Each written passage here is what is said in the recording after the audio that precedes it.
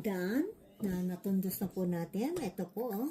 So, ang gagawin po natin, everyday atin pong, kasi ito siguro 3 to 5 days bago ko siya i-freezer. Kasi ito po ay future use. Ano po? So, pwede pong, ang gagawin nyo po, ang gagawin ko para mas matagal ang ay vacuum sealed ko po.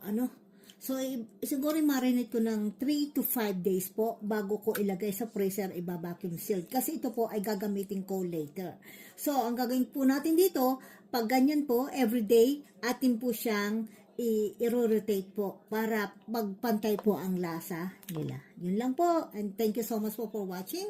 Sabi ko po, hindi ko tutundusin, pero sinipag po si Batanggay niya. Kaya gayaan na para mas okay pa rin po na diretsuhan din while you are imamarinate, nakatundos na po siya. Yan po. Ito po ay pang sarili, hindi po pang tinda. Kaya pagtenda po ay dapat pare-pare ang laki at saka syempre po medyo lalo na sa Pilipinas, mahal ang karne. Salamat po ng marami and God bless you all at watch nyo po ang part 2 nito sa pagluluto. In Jesus name, amen po. Bye-bye po.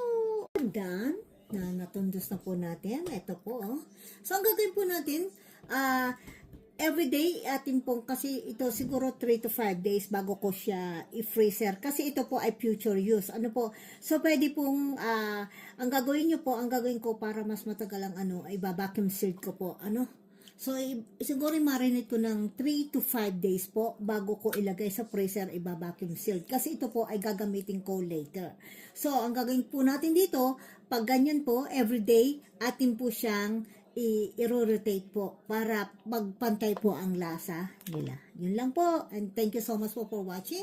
Sabi ko po, hindi ko tutundusin, pero sinipag po si Batanggay niya. Kaya gayaan na para mas okay pa rin po na diretsuhan din while you are imamarinate, nakatundos na po siya.